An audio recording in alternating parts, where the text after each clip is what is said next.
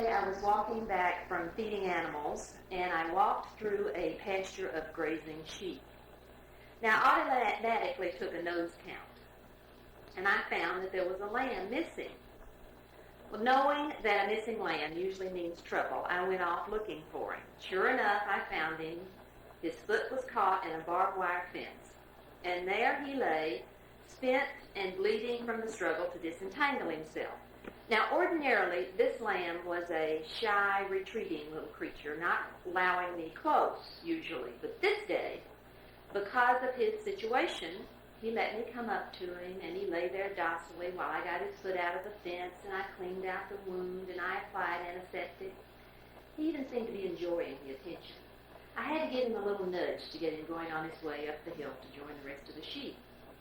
Halfway up the path, he turned around and looked at me with what appeared to be a glance of gratitude. The next day, when I went out to check on him, I thought, well, we'll be friends today. After all, what did I do for him the day before? That little ingrate had exactly the same attitude he had had 2 days previous. Who needs you, lady? I'm fine now, and wouldn't let me get up to him. That incident reminded me of the relationship that I had with God for so many years. I was aware he existed, but I only allowed him near when I was stuck, when I was in trouble, when I hurt or feared enough to allow him close, just long enough to take care of the fear or the need, then, with a glance of gratitude, off I'd go with my life until another trouble spot. Growing up on a farm in the south of the United States, I had very little need for God. I was a happy child in a loving family, busy acquiring skills to prepare me for the life of a sophisticated contemporary lady, doing jobs like churning, plucking, milking, shoveling. I gave little thought to God, except on Sunday. Church was an important part of our family life, and I attended a church-affiliated school where I learned the Bible verses and heard the stories and found the Bible sometimes interesting, hardly ever relevant. What did Bible stories and Bible people have to do with real life and real people? I put religion off in a little pigeonhole where I thought someday when I get old and need a crutch, it'll still be there. My Mississippi mother was busy rearing her girls and boys to be ladies and gentlemen. We grew up saying yes ma'am and no sir, to dress and behave appropriately and never to stain the family name.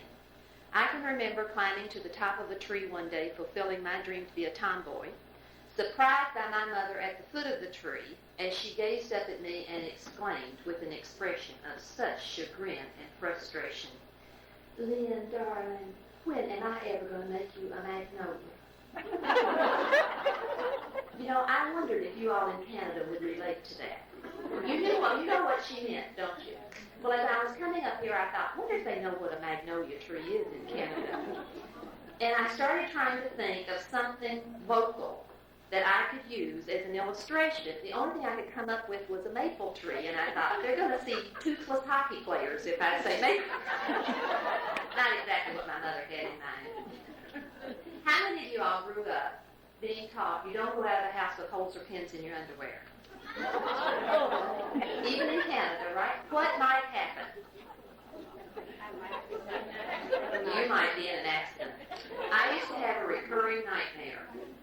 There I am, stretched out on the emergency room table, and the doctors are striving to stem the tide of rushing blood or mend the broken bone, and they're distracted by that symbol of negligence and poor breeding, that safety pin. Mother taught us, honey, you don't go out of the house unless you're dressed death ready. The same condition you leave your house in when you go on vacation. There you are in desperate need of rest and relaxation, and what are you doing the last week before you leave? It's not packing. Getting that house in perfect order. All the drawers, the linen closets just so, over the refrigerator, the stove, under all the beds, to leave it empty for 2 weeks. Because what if you don't come back? There your friends and relatives might be, going through all your personal effects, and they might be distracted. She was a good woman, but she sure couldn't keep house. Or, poor John. I hope his second wife is better organized. I think one advantage to being a sloppy housekeeper is a long life. You don't dare die.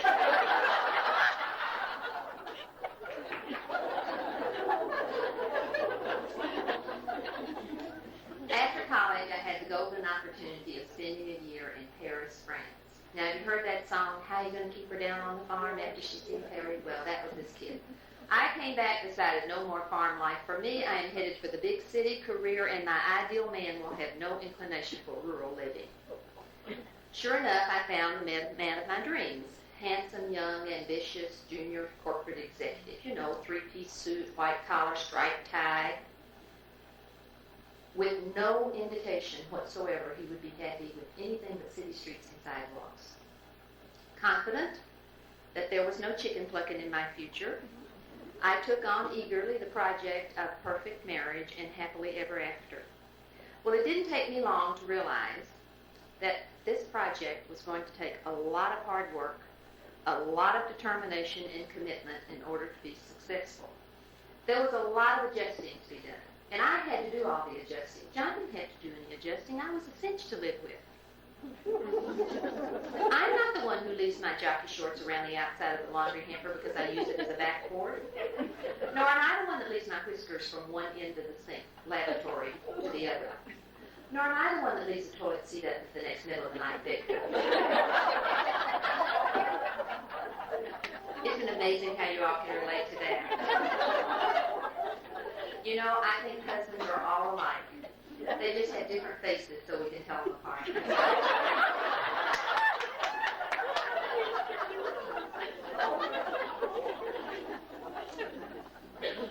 We were making a degree of adjustment in our marriage project when John threw me a wrinkle.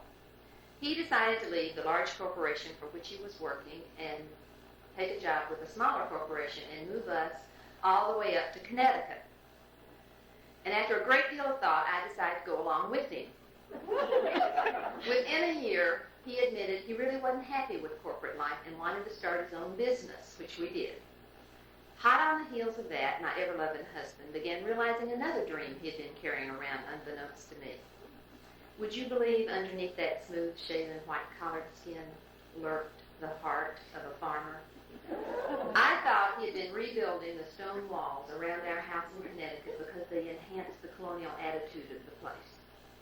When over the stone walls barbed wire went, I knew I was in trouble. Animals began appearing all over the place. And many a time I was calling on God to get me out of a tight spot. It might be surprising a fox in the chicken coop in the dead of night. It might be the delivery of our first calf, which incidentally took 3 grown men and a block and tackle to accomplish. I will never forget my 4-year-old daughter watching this and saying, "Is that the way it was when I was born, Mom?" And I had to admit, yes, that's just about the way it was. Another time, my daughter came running into the house on her way to school. "Mom, the horse is sick. Would you go out and check on her? I have to go to school. Bye." So I went out to the barn and realized that this horse was really quite sick. She was literally leaning against the stall wall. So I checked her out, came in, called the vet, and asked what should I do. And he said, "Well, before I make a trip out there, it sounds to me as though the horse has colic." Babies with colic, I understood, but I couldn't see me throwing this horse over my shoulder and facing up and down. So I said, "Yes, now what?" He suggested that I pour down the horse's throat a full bottle of whiskey. I don't have a bottle of whiskey. Then I remembered. I had a full bottle of a drink that a Greek employee had given my husband called ouzo. I wonder if ouzo will work. So I took the ouzo out to the barn, poured it down the horse's throat, and within 15 minutes, that horse was frolicking around the field like Zorba the Greek had nothing on her. Another time neighbor called. Lynn, did you lose anything? I don't think so, I said. What'd you have in mind? 3 pigs and a goat swimming in her pool. Aren't you all glad you're not my neighbor? Though I had wanted to leave the farm, was I grateful for my farm upbringing. I could pitch hay, ride a horse, or drive a truck with the best of them. However, in deference to my Magnolia mother, even today when I drive that truck, I put on ruffles and earrings. We may have been having fun on the farm, but things weren't so hilarious in the family project. John was under intense pressure in a struggling business. I felt neglected and unappreciated. I missed my family in the South and wanted to be near them. I resented John being gone so much and saddling me with the farm. Things were going downhill in our relationship. I was suffering from depression and frustration, a lack of fulfillment in my life, and wondering what to do to take care of it. Self-pity became an ever-present friend. God seemed far away. We were actively involved in church, but from our dating days, I had made it clear to my husband that other things were more important to me than religion. Financial security was more important. Social status was more important. Knowing the right people was ever so much more important than knowing God. I'd hear sermons on sin and a relationship with God, and though I was sure the word sinner did not apply to me, I felt as uncomfortable as a child with a guilty conscience. I usually ended up crying during the church services. I was looking for answers, but I didn't even want anybody to know I had any questions. You see, on the outside looking in, we looked like an all-together family. Well-adjusted in our marriage, bright, healthy children, coping beautifully. But on the inside, the discontentment became a slow poison, eating away at anything I was involved in, including my relationships with those closest to me. I can remember my husband saying one day, "When am I ever going to be able to make you happy?" And my children were bewildered by my too frequent tears and short temper. One day, an acquaintance called and invited me to a Bible study. Now, I wasn't at all sure that I'd be comfortable sitting around with a bunch of women studying the Bible. But something made me go.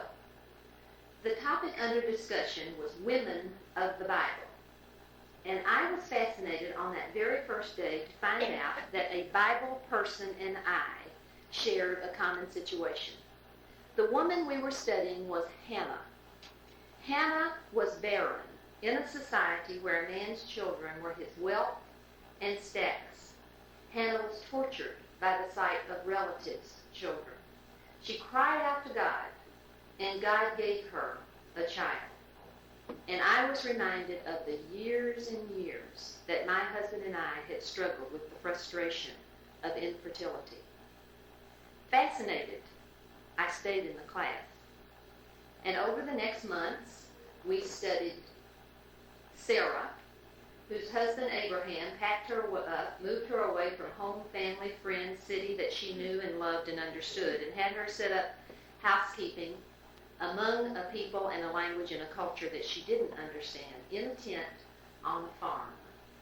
I felt like Sarah's husband Abraham and my husband John had consulted on how to traumatize a wife. Then we discussed Noah's wife, whose husband had gone off to do his own thing in spite of what friends and neighbors thought and said. And Eve, who wanted to find something better than paradise. It didn't take me long to realize that the women in this class knew God and the Bible in a way that I didn't. The Bible was not just a book to be brought down to impress visiting super spirituals or church leaders, but it was a guidebook relevant to their everyday lives, and God was personal and involved in their lives. I began to struggle with the realization that I had not in fact allowed God much involvement in my life. that I pretty much kept him off in that cubby hole and only brought him out in an emergency situation. A few verses in particular struck me.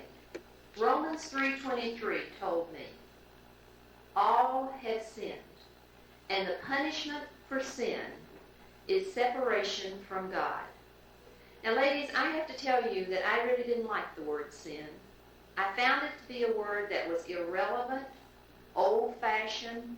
What did the word sin have to do with me? I told you how I was reared. I always dressed and behaved and approached people and took care of people and was involved in the church and community, faithful in my marriage and took care of my children, doing the very best I could with what I had. Law-abiding, honest, moral, upright citizen. How could I be a sinner? I found the word to be, as we say in the South, just a little tacky. You all familiar with that word? But the Bible didn't say all except Lynn have sinned. It said all have sinned. All right, I thought, if my problem is separation from God, what's the cure for that? Because I began to realize that the depression and the discontentment that I was experiencing were symptoms of that separation, and I was becoming more and more anxious to do something about it. I studied a passage in the Bible where a young man with some of the same problems that I had approached Jesus with his questions. Nicodemus was a young Jewish leader, but he had some questions. He may have had it all together on the outside. Came to Jesus at night because he didn't want his friends to see him. So there were a few cracks in Nicodemus' image, too. And he wanted to know how to get to know God better. And you know what Jesus said to him? Nicodemus, all that knowledge you have, all those good things you're doing in your church and community are not enough. You have to be born again. And I had the same question Nicodemus had. How can I be born again? It doesn't make any sense. Here I am in flesh and blood. I've already been born once. How can I be born again? And I couldn't wait to see what Jesus said to him. And in clear, undeniable language, we're told in the book of John, men can only reproduce human life, but God gives new life from heaven. Anyone who accepts Jesus Christ is born again. Not a physical rebirth, but from the will of God. Just as simple as that. I knew I had found the key to my unhappiness. In the puzzle of my life, Jesus Christ was the missing piece. God had provided a way for me to have a relationship with him. He himself had provided a way for me to bridge that separation. All I had to do was accept the fact that Jesus Christ had come, had died, had risen again to forgive me and to grant me eternal life. And if I believed that, I would be born again. From the minute I chose to believe just what the Bible says about Jesus Christ and a relationship with God, my life began to get better. Now, I cannot tell you that the circumstances got better. In fact, they got worse. But my perspective on my circumstances got better. God gave me a new desire and ability to cope with my life as it was. Now, maybe like I am, some of you all are saying, I'm not a sinner. I go to church, I read the Bible, I'm actively involved in my community. I'm not a sinner. But ladies, the Bible makes it very clear that those things do not make you a Christian, do not give you a relationship with God, any more than going to weddings, reading books on marriages, having lots of friends who are married, make you married. You have to take a step of commitment to be married. And you have to take a step of commitment to be a Christian. You have to say, I do to Jesus Christ. I believe in you enough to commit my life to you. One of the first things I did after accepting this truth about Jesus Christ was to give him my marriage.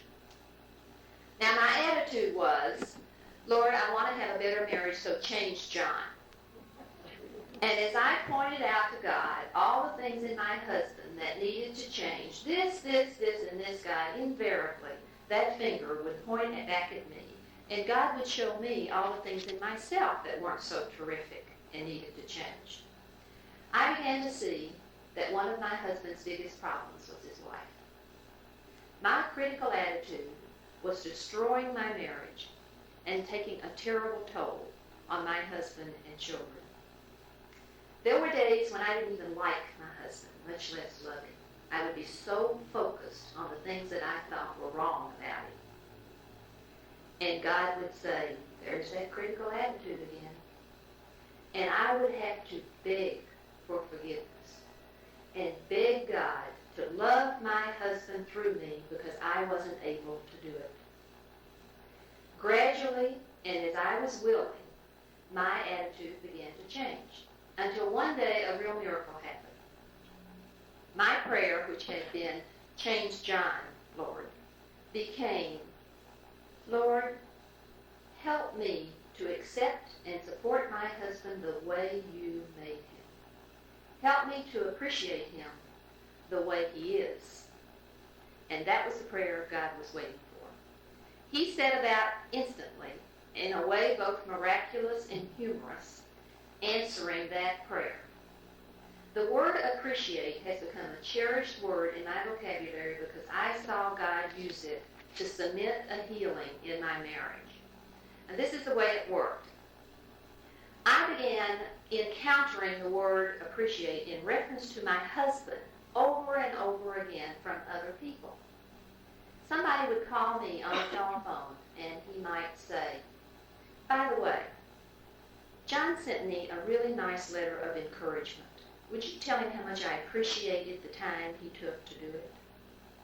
I'd run into somebody in the grocery store. Tell John how much I appreciated the input he had in the meeting the other night. I'd hear my husband talking to somebody else, and I would overhear the person to whom he was talking say, John, that's terrific advice. I really appreciate the insight that you had in this situation. Slowly, the word and the attitude began to seep into my own thinking. I would see my husband, for example, out in the backyard playing soccer with our sons, and instead of thinking, he's got a little free time, why didn't he finish painting the house on that north side?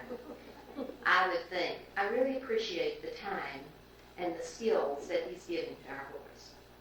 When he would be pushing our daughter to play the piano, instead of thinking, she's had a tough day, why didn't he lighten up? I'd think, I really appreciate the self-discipline he's instilling in her.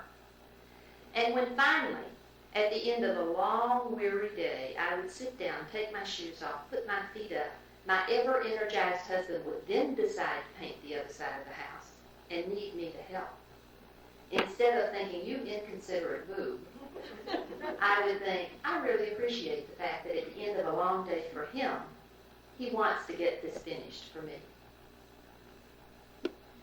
Ironically, as I began to accept my husband for who he was free to get out of the box of the expectations that I had put him in and began to change into the husband and father that God had designed him to be. A much better design than I ever had.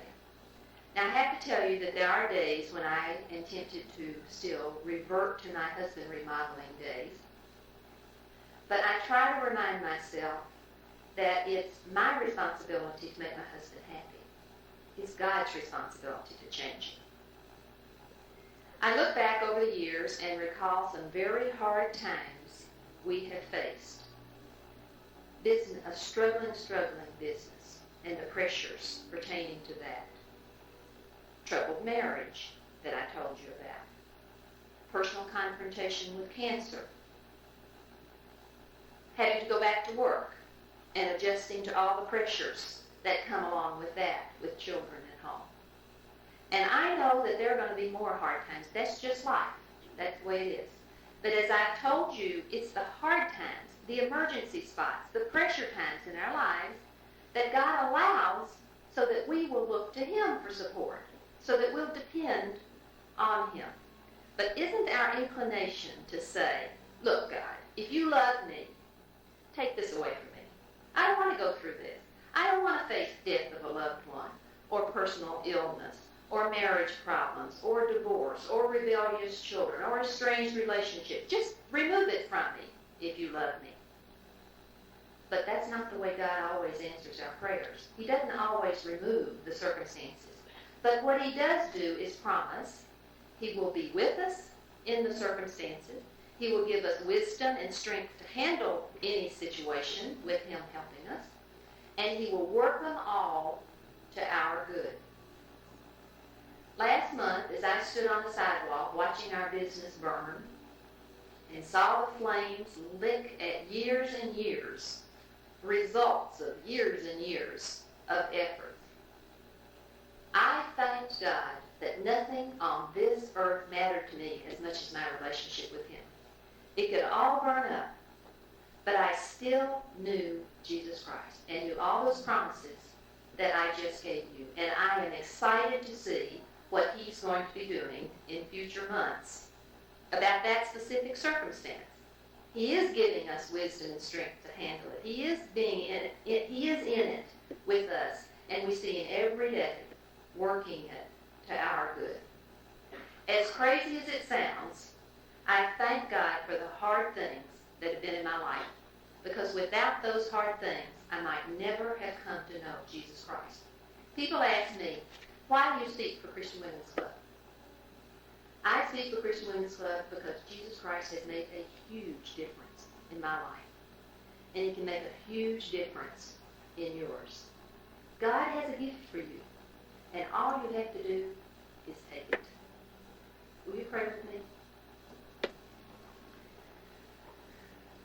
For God so loved the world that he gave his only Son, that whosoever believes in him should not perish, but have everlasting life. Have you accepted God's gift? Have you ever made a commitment to Jesus Christ? All you have to do is let him know you believe that he died for you. If you want to have a relationship with God, would you just pray silently these words with me? Father, I know I've sinned by leaving you out of my life. Forgive me for going my own way. I accept the gift of your Son, and I thank you for eternal life. Amen. If you prayed that prayer with me, Jesus Christ has just made a commitment to you beginning this minute throughout eternity. If you prayed with me, would you let me know it? All you have to do is take off your name tag. I'll be standing at the door. Just give it to me as you leave, and then I'll give you a little booklet that may make it a little clearer what you did by praying to receive Jesus Christ. And I'll pray for you. Au revoir et merci bien.